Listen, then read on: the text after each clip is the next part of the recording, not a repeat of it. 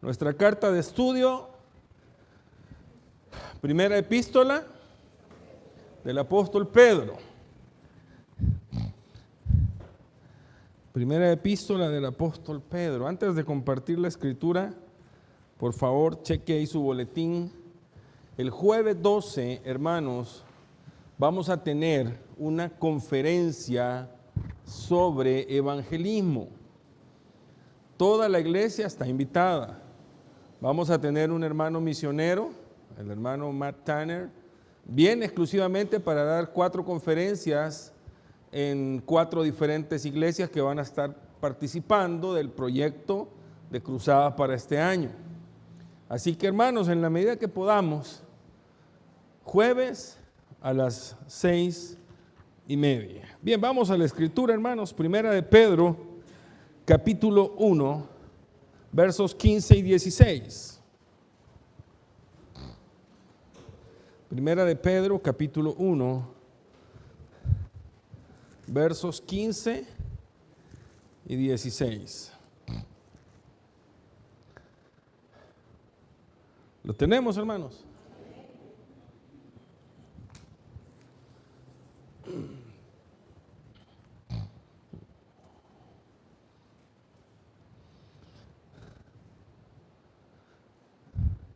Sino, como aquel que os llamó es santo, sed también vosotros santos en toda vuestra manera de vivir.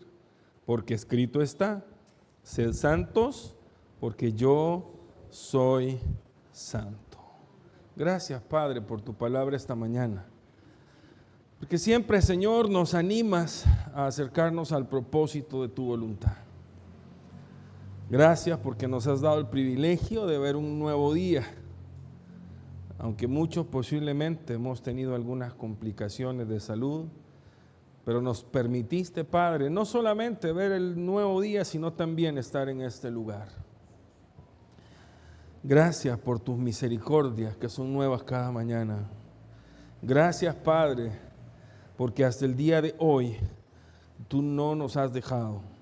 Has estado con nosotros, nos has acompañado, nos has sacado adelante. Has guardado, Señor, nuestra salida y nuestro regreso.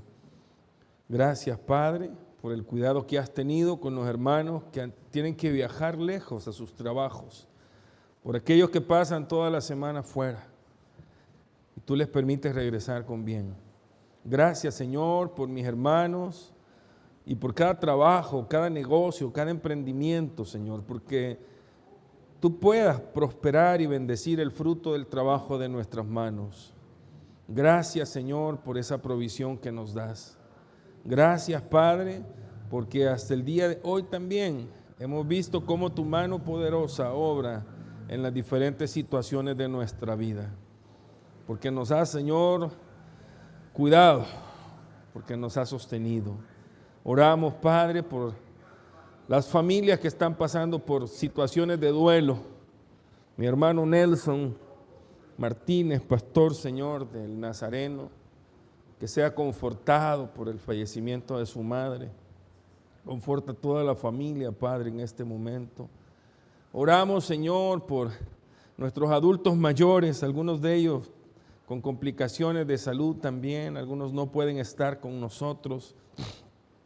Hasta donde ellos se encuentran, Padre, que tu mano poderosa les sostenga. Oramos por nuestros jóvenes, Señor, para que sean guardados y sean librados. Los que tienen que viajar a la universidad, a los institutos, Padre, que tu mano poderosa los guarde. Oramos por nuestros niños también, Señor, que nuestros niños sean guardados en su corazón. Oramos, Padre, también por los ministerios de esta iglesia, para que podamos ser realmente, Padre, esa mano bendiciendo a otros, para que podamos ser esa extensión de tu reino en cada lugar donde estamos.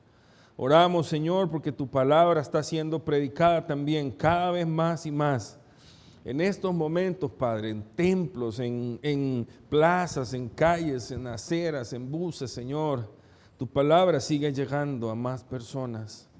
Oramos, Padre, por cada obrero, por cada misionero, por cada pastor, Señor, cada hombre y cada mujer, Señor, que tú estás usando. Oramos, Padre, por el colegio, los maestros, los equipos de trabajo, Señor, para que tú también les des sabiduría, este ministerio que siempre hemos puesto en tus manos, Señor, para que tú puedas estar obrando de manera especial también. Oramos, Señor, por nuestras vidas espirituales, para que seamos afirmados en este tiempo, que es ya el último, para que podamos, Señor, poner nuestra mirada en las cosas de arriba, poner nuestra mirada en Cristo, Padre, el blanco perfecto, para que cada día, Señor, busquemos agradarte en todo, Señor, que podamos caminar de acuerdo a tu voluntad y tus propósitos. Oramos, Señor, por nuestra ciudad, nuestros gobernantes, los países que están en conflicto. Oramos, Señor, por todas estas situaciones que estamos viendo. Que podamos ir, Señor, cada vez más al conocimiento de tu palabra, tu voluntad, Señor. Que podamos tener ese deseo de mantener esa constante, Señor, relación íntima contigo a través de la oración también. Obra, Padre, en tu iglesia esta mañana. Ponemos en tus manos las conferencias que vamos a tener esta semana también, Padre, en las diferentes iglesias, en la Magdalena, en el Tanque, en Paraje Galán. Acá, Señor, trae con bien también a nuestros hermanos misioneros que vienen el día de mañana. Obra, Padre, obra en tu iglesia, Señor. Glorifícate, Padre, en cada uno de nosotros, en cada una de nuestras vidas. Y que tu presencia, Padre, llene este lugar de manera especial esta mañana. Oramos en el nombre de Cristo Jesús. Amén.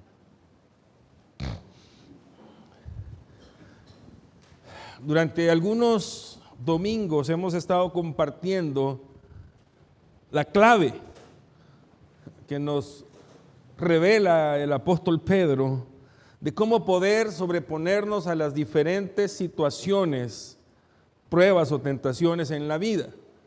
De hecho, es uno de los enfoques, oiga bien, que como cristianos debemos tener. De hecho, usted y yo estamos conscientes que fuimos creados ¿para qué? Para alabanza, para gloria del Padre. Y partiendo desde ahí entonces vamos a buscar agradarlo en todo. Compartíamos en la primera parte de este tema cuán importante es que llevemos nuestros pensamientos a Cristo. O sea, para sobreponernos a situaciones como esa tenemos que estar centrados en Cristo. Compartíamos en la segunda parte cuán importante es la obediencia. Oiga bien, porque no solamente se trata de conocer, se trata de llevar a la práctica.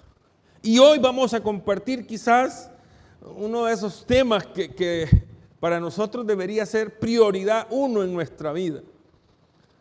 Quiero ser honesto, mientras hacía las notas del mensaje, yo me sentía, no sé, me sentía raro, me sentía un poco así, porque hablar de la santidad de Dios, y de hecho eso vamos a compartir ahora, hermanos, es bien delicado.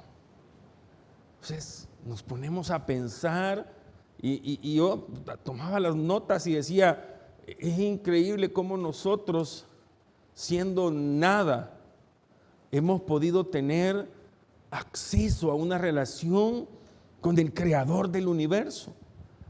Cómo nosotros, siendo nada, hemos podido tener la oportunidad de ser llamados hijos de ese Dios que es santo, de ese Dios todopoderoso.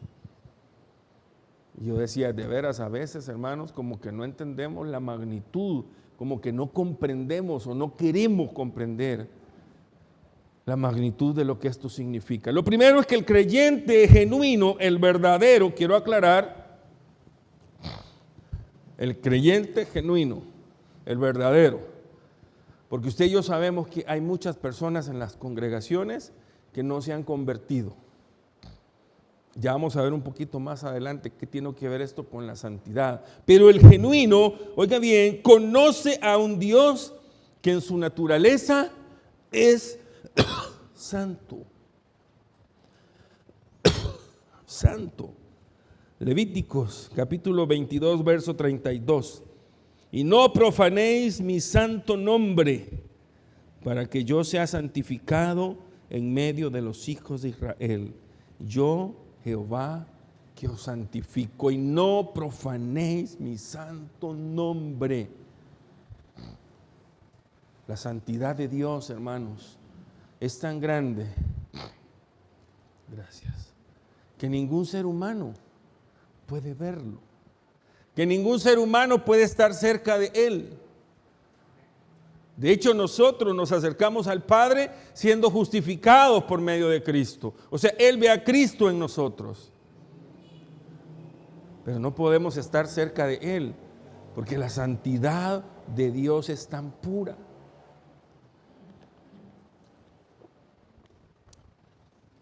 Y tomé este versículo para partir, porque habla de profanar. Yo decía, qué tremendo cuando nosotros olvidamos la reverencia, olvidamos la santidad de ese Dios. Debemos ser, de hecho, cuando se habla de que el Señor está en su casa, dice, calla delante de Él, ¿verdad? Toda la tierra. Y yo me ponía a pensar cuando nosotros muchas veces se nos olvida que estamos ante un Dios santo y estamos a veces siendo parte del servicio, pero lejos del servicio. Distraídos, viendo algo, o no sé si el teléfono, algunas fotos, algún otro documento, o platicando, o pensando que dejamos los frijoles en la cocina, o qué vamos a ir a comer después al salir, o qué vamos a hacer en la tarde.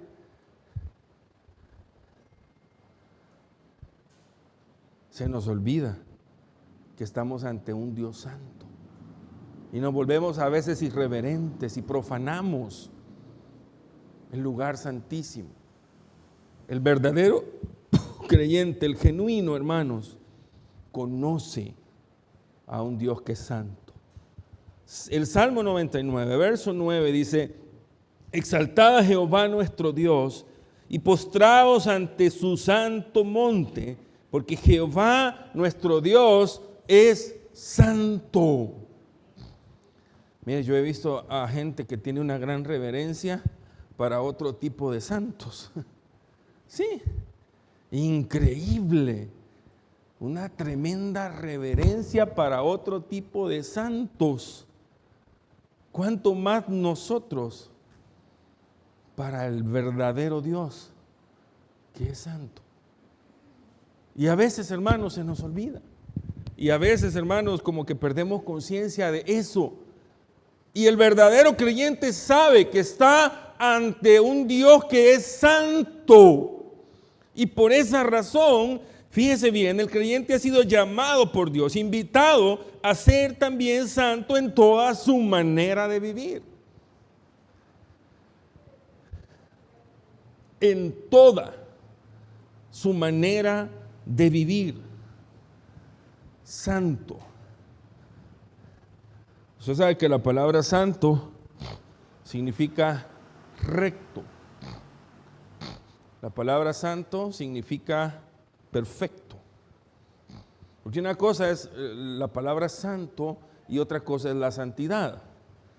La santidad significa que hemos sido apartados para Dios. Pero ser santo significa ser recto, íntegro, completo, perfecto.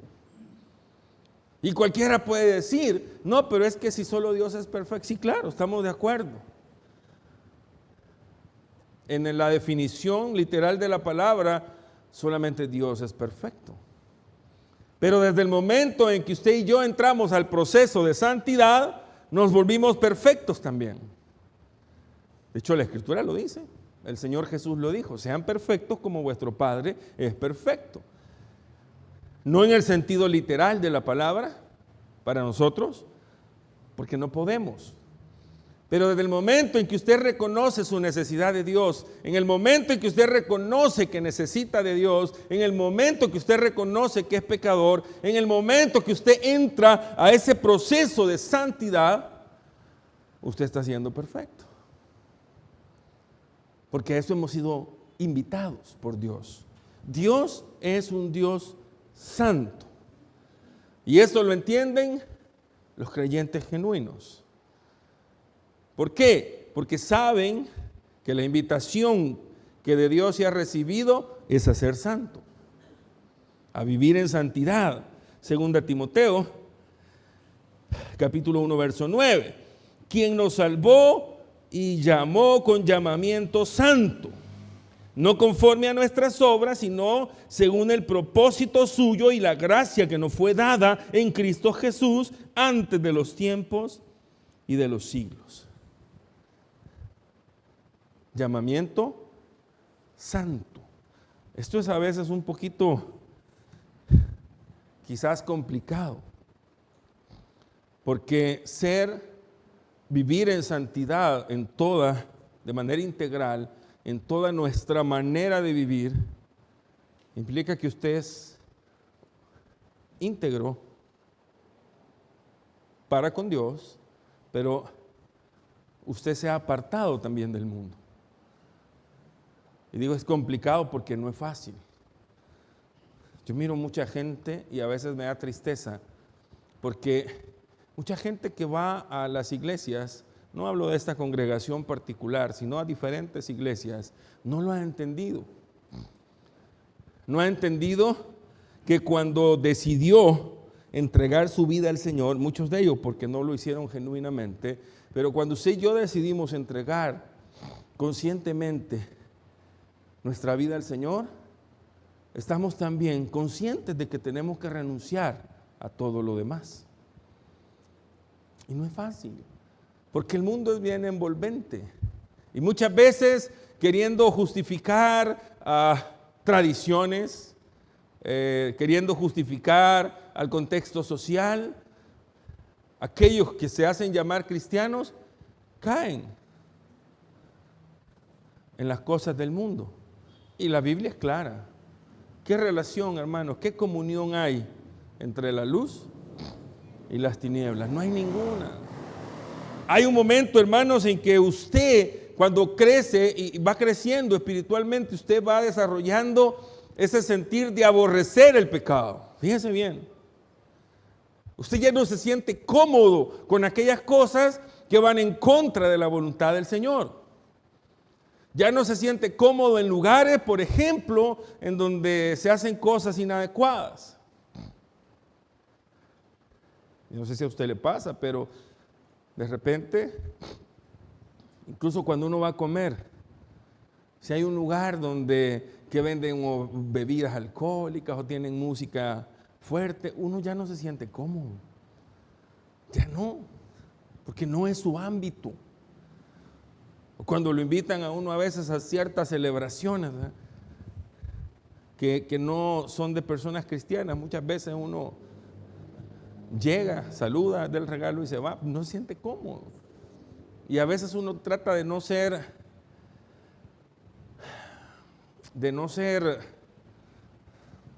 indiferente, ¿verdad?, o malagradecido a la invitación, o va después y dice, mire, no pude venir, pero aquí le traigo, porque uno ya no se siente cómodo. O sea, no es posible que alguien que ha declarado tener una relación con Dios se sienta cómodo con las cosas del mundo. No es posible que alguien que ha declarado tener una relación con Dios, y acuérdese que cuando usted declara, cuando usted recibe, o sea, declara tener una relación con Dios, la presencia gloriosa de Dios viene a su vida. La Escritura dice que nosotros somos templo y morada del Espíritu Santo. La Escritura dice que nosotros somos templo y morada del Espíritu Santo. ¿Cómo vamos entonces a andar haciendo cosas que son desagradables ante los ojos de Dios? ¿Cómo vamos a estar viviendo en armonía, en teoría, ¿verdad?, por ahí entre comillas, con el mundo? Ah, no, es que fíjese que es parte de lo que tengo que hacer. Ah, no, es que fíjese que, no. Esa es una de las cosas que uno tiene que pagar el precio. ¿Que me van a ver mal si no voy? Sí, si a Jesús lo vieron mal. Y no de eso se trata, pues. ¿Verdad?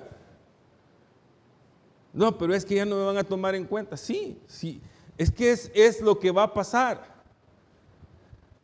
Y el Señor Jesús nos lo advirtió. Él dijo, si a mí me han aborrecido, ¿cuánto más a ustedes?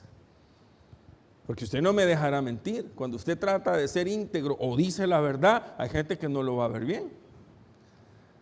Sí, aún en el contexto cristiano. Acuérdese que como en la iglesia hay gente que muchas veces por no ser convertida, sus pensamientos van en otro camino. No va a ser bien visto. Cuando de repente quiere mantenerse fiel a lo que es la doctrina sana. Porque ese es el problema que hoy en día ha golpeado a muchas congregaciones. No, es que tenemos que modernizarnos, es que tenemos que actualizarnos, es que mire, esto ya es normal en otros lados. No, hermanos, el Evangelio no ha cambiado. La santidad de Dios no ha cambiado. Y la santidad que Dios pide no ha cambiado. No podemos nosotros creer que vamos a ser absorbidos por los nuevos pensamientos o las nuevas ideologías o las nuevas modas. La santidad es la que Dios demanda de nosotros y es que nos apartemos de las cosas del mundo. El creyente, hermanos, va a recibir por medio de la revelación de Dios, que es la Biblia, una exigencia a la vida santa como evidencia de ser salvo. La santidad implica, hermanos, oiga bien, que usted ama todo lo que al Señor le agrada. Oiga bien, porque Dios es santo. Y todo lo que agrada a Él es lo que usted ama, es lo que usted trata de hacer. Porque al final es una evidencia de que usted realmente es salvo.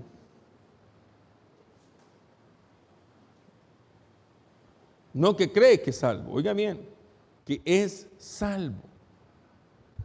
Cuando vamos a la Escritura, 2 Corintios capítulo 7, verso 1.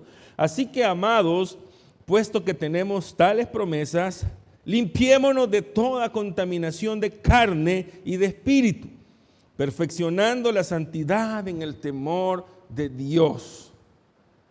Limpiémonos. Yo este versículo lo leía y mientras meditaba en él, porque cuando pongo los versículos de repente me quedo pensando. Yo decía, ¿qué cosas manchan la santidad de una persona que está dentro de una congregación? Porque ahí dice, limpiémonos de la contaminación de la carne. Y yo pensaba y decía, muchas veces dentro de la iglesia hay enemistades. Esto no es evidencia de santidad. Muchas veces dentro de la iglesia hay celos, hay envidias. Y eso no es evidencia de santidad. Muchas veces dentro de las iglesias hay situaciones que no deben darse, que golpean y manchan la santidad. Por eso es que hay una motivación clara que hace la Escritura a que nos quitemos todo eso, a que nos limpiemos de todo eso. Y no es que las desconozcamos. Si usted va a la Escritura, claramente usted va a encontrar en más de un pasaje de la Escritura listas de lo que no es agradable al Señor. Quizás una de las más evidentes la encontramos en Gálatas, capítulo 5, donde habla acerca de las obras de la carne y hace una gran lista y al final dice, y los que practican tales cosas no heredarán el reino de Dios o de los cielos. ¿Ah? El reino de Dios, ¿verdad? O sea, la presencia de Dios no puede estar en alguien que practica esas cosas. No puede. Aunque mire, aunque cante, aunque enseñe, aunque predique, la presencia de Dios no puede estar en alguien que tiene todo eso dentro de sí. Por eso es que Pablo dice, hay que limpiarnos. Y de hecho al final, este versículo que es conocido, Hebreos capítulo 12, verso 14, seguid la paz con todos y la santidad, sin la cual nadie verá al Señor. Punto. Se tenía que decir y se dijo, ¿verdad? O sea, la buena relación entre nosotros. Recuerde que nuestra relación con Dios se permite ver en la relación que tenemos con los demás. Y en la medida que dependa de nosotros, dijo el Señor Jesús, tenemos que estar en paz con todos. Oiga bien. Y es una de las evidencias de que usted es salvo. Esto no es para que usted sea salvo. Es una de las evidencias que usted es salvo. Cuando usted vive en armonía. Y aunque le hagan mala cara, usted no hace mala cara. Porque usted sabe que no podemos pagar mal por mal, ¿verdad? ¿Cuál es el modelo de pago que encontramos en la Escritura para nosotros? Tenemos que hacerle un bien al que nos hace un daño, claro. Tenemos que amar a nuestros enemigos. O sea, no es posible que a estas alturas todavía nosotros tengamos en la mente frases como estas. Es que el hermano tal no me cae bien. Pues se va a quedar. Si no le cae bien, se va a quedar. Es que el pastor no me... Se va a quedar, ¿verdad? Porque usted sí me cae bien a mí. O sea, no vamos a pagar a alguien de la misma manera. Porque el modelo del amor de Dios es diferente.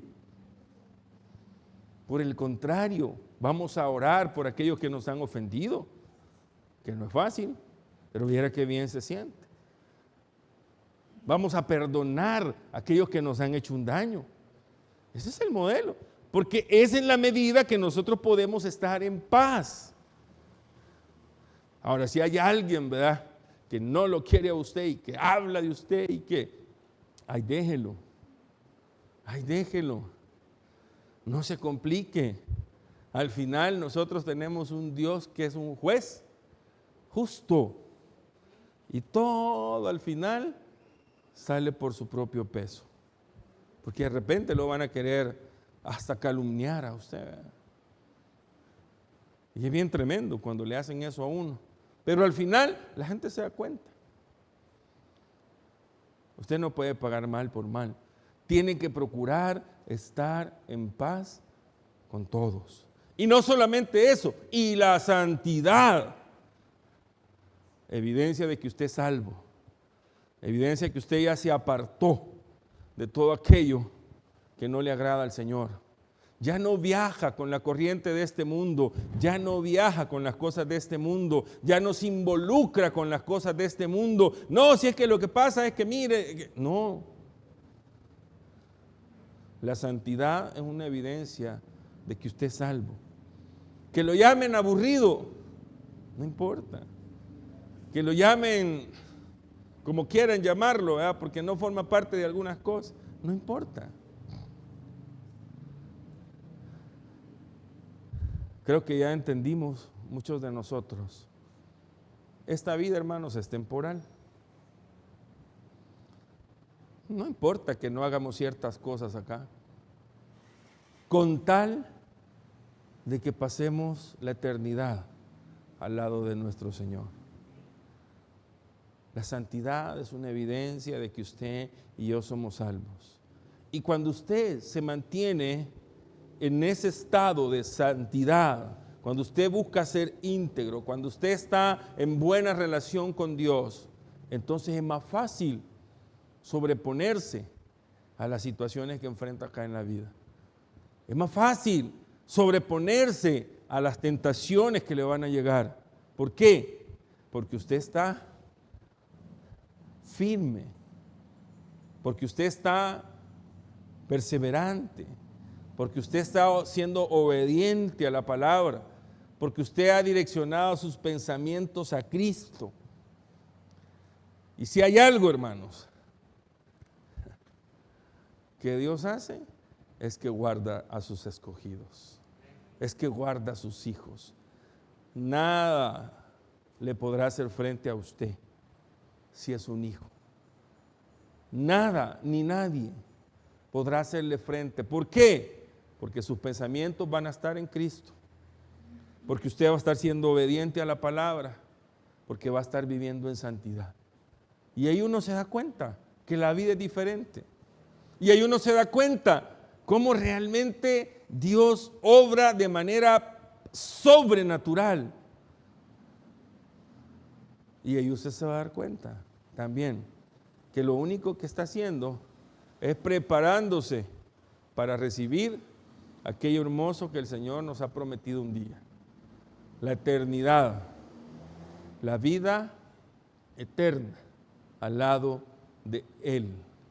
No solamente salir adelante acá, no solamente sacarnos de las situaciones difíciles, no solamente guardarnos cuando estamos en tentación, sino que al final llevarnos a ese lugar que Él ha prometido, a ese lugar donde Él está y quiere que usted y yo también estemos.